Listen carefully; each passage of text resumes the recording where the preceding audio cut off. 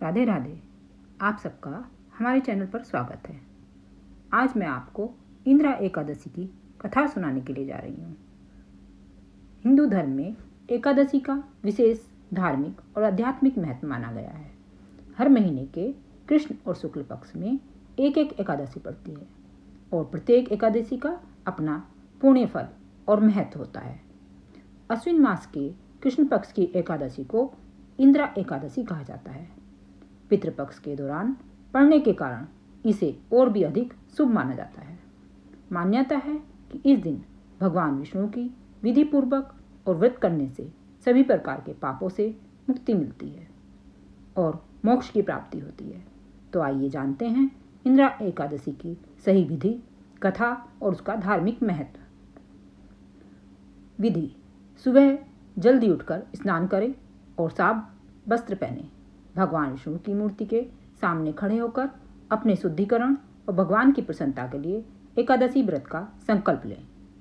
भगवान विष्णु की मूर्ति को गंगा जल से स्नान कराएं और उन्हें फूल, तुलसी दल, पीले वस्त्र आदि अर्पित करें। भगवान विष्णु की आरती करें और उन्हें तुलसी सहित सात्विक भोजन का भोग लगाएं। एकादशी की व्रत कथा सुनें और सुनाएं, जिसका इस दिन विशेष महत्व है। रात्रि में जागरण कर भगवान विष्णु का भजन कीर्तन और उनकी स्तुति करें। व्रत के दौरान क्या करें और क्या ना करें। शकरकंद, कुट्टू के आटे की रोटी, दूध, दही और फल खा सकते हैं। चावल, गेहूं और दाल जैसे अनाज न खाएं। बिना साबुन के स्नान करें और ब्रह्मचर्य व पवित्रता बनाए रखें। पारण: अगले दिन सूर्योदय के बाद ही व्रत खोलें। द्वादशी के दिन ब्राह्मणों को मिष्ठान और दक्षिणा देकर प्रसन्न करें। इसके बाद अपने सिर के पीछे 7 अंजलि जल फेंककर और 7 दाने चने खाकर व्रत का पारण करें। यह भावना करते हुए कि आपके शारीरिक, वाचिक, मानसिक पाप नष्ट हो जाएं। इंदिरा एकादशी की व्रत कथा। धर्मराज युधिष्ठिर कहने लगे कि हे भगवान, अश्विन कृष्ण एकादशी का क्या नाम है, इसकी विधि तथा फल क्या है, सो कृपा करके कहिए। भगवान श्री कृष्ण कहने लगे कि इस एकादशी का नाम इंदिरा एकादशी है। यह एकादशी पापों को नष्ट करने वाली तथा पितरों को अधोगति से मुक्ति देने वाली होती है। हे राजन, ध्यानपूर्वक इसकी कथा सुनो। इसके सुनने मात्र से ही वाजपेयी यज्ञ का फल मिलता है। प्राचीन काल में सतयुग के समय में महिष्पति नाम की एक नगरी में इंद्रसेन नाम का एक प्रतापी राजा धनपूर्वक अपनी प्रजा का पालन करते हुए शासन करता था। वह राजा पुत्र, पौत्र और धन आदि से संपन्न और विष्णु का परम भक्त था। एक दिन जब राजा सुखपूर्वक अपनी सभा में बैठा था तो आकाश मार्ग से महर्षि नारद उतरकर उसकी सभा में आए। राजा उन्हें देखते ही हाथ जोड़कर खड़ा हो गया और विधि पूर्वक आसन व अर्घ्य दिया। सुख से बैठकर मुनि ने राजा से पूछा कि हे राजन, आपके 7 अंग कुशल पूर्वक तो हैं, तुम्हारी बुद्धि धर्म में और तुम्हारा मन विष्णु भक्ति में तो रहता है। देवर्षि नारद की ऐसी बात सुनकर राजा ने कहा, हे महर्षि, आपकी कृपा से मेरे राज्य में सब कुशल है तथा मेरे यहाँ यज्ञ कर्मादि सुकृत हो रहे हैं। आप कृपा करके अपने आगमन का कारण कहिए। तब ऋषि कहने लगे, हे राजन, आप आश्चर्य देने वाले मेरे वचनों को सुनो। मैं एक समय ब्रह्मालोक से यमलोक को गया। वहाँ श्रद्धापूर्वक यमराज से पूजित होकर मैंने धर्मशील और सत्यवान धर्मराज की प्रशंसा की।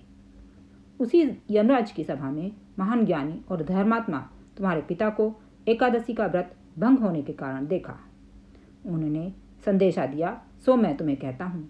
उन्होंने कहा कि पूर्व जन्म में कोई विघ्न हो जाने के कारण मैं यमराज के निकट रह रहा हूँ। सो हे पुत्र, यदि तुम अश्विन कृष्णाय इंदिरा एकादशी का व्रत मेरे निमित्त करो तो मुझे स्वर्ग की प्राप्ति हो सकती है। इतना सुनकर राजा कहने लगे, हे महर्षि, आप इस व्रत की विधि मुझसे कहिए। नारद जी कहने लगे, अश्विन माह की कृष्ण पक्ष की एक दशमी के दिन प्रातःकाल श्रद्धापूर्वक स्नानादि से निवृत्त होकर पुनः दोपहर की नदी आदि में जाकर स्नान करें। फिर श्रद्धापूर्वक पितरों का श्राद्ध करें और एक बार भोजन करें। प्रातःकाल होने पर एकादशी के दिन दातून आदि करके स्नान करें। फिर व्रत के नियमों को भक्तिपूर्वक ग्रहण करता हुआ प्रतिज्ञा करे कि आज संपूर्ण भोगों को त्याग कर निराहार एकादशी का व्रत करूंगा। हे अच्युत, हे पुंडरीकाक्ष, मैं आपकी शरण में हूँ, आप मेरी रक्षा कीजिए। इस प्रकार नियम पूर्वक शालिग्राम की मूर्ति के आगे विधि पूर्वक श्राद्ध करके योग्य ब्राह्मण को फलाहार का भोजन कराएं और दक्षिणा दें। पितरों के श्राद्ध से जो बच जाए उसको सूंघकर गाय को दे दें तथा धूप, दीप, गंध, पुष्प, नैवेद्य आदि सब सामग्री से ऋषिकेश भगवान का पूजन करें। रात में भगवान के निकट जागरण करें। इसके पश्चात द्वादशी के दिन प्रातःकाल होने पर भगवान का पूजन करके ब्राह्मणों को भोजन कराएं।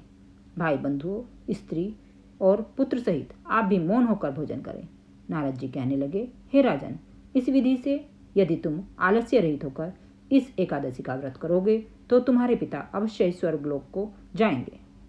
इतना कहकर नारद जी अंतर्ध्यान हो गए। नारद जी के कथनानुसार राजा द्वारा अपने बांधवों तथा दासों सहित व्रत करने से आकाश से पुष्प वर्षा हुई और उस राजा का पिता गरुड़ पर चढ़कर विष्णु लोक को गया। राजा इंद्रसेन भी एकादशी के व्रत के प्रभाव से निष्कंटक राज्य करके अंत में अपने पुत्र को सिंहासन पर बैठाकर स्वर्गलोक को गया। हे युधिष्ठिर, यह इंद्रा एकादशी का व्रत का महात्म्य मैंने तुमसे कहा। इसके पढ़ने और सुनने से मनुष्य सब पापों से छूट जाते हैं और सब प्रकार के भोगों को भोगकर वैकुंठ को प्राप्त होते हैं। महत्व: इंद्रा एकादशी पितृपक्ष के दौरान पड़ती है, इसलिए इसका महत्व और भी ज़्यादा बढ़ जाता है। मान्यता है कि इस व्रत रखने और तर्पण करने से पितरों के पापों का नाश होने के साथ मोक्ष की प्राप्ति होती है। इसके साथ ही सुख, समृद्धि, धन, संपदा की प्राप्ति होती है। इस दिन भगवान विष्णु की पूजा करने से अनजाने में किए गए पापों से मुक्ति मिल जाती है। इस दिन पितरों के नाम से दान करना काफ़ी लाभकारी सिद्ध होता है। यह एकादशी इंद्रा एकादशी की व्रत कथा समाप्त हुई। ओम नमो भगवते वासुदेवाय। ओम नमो भगवते वासुदेवाय। ओम नमो भगवते वासुदेवाय। यदि आपको मेरे धार्मिक कथाएं पसंद आती हैं तो आप लाइक कीजिए, सब्सक्राइब कीजिए, शेयर कीजिए। जय माता दी। राधे राधे।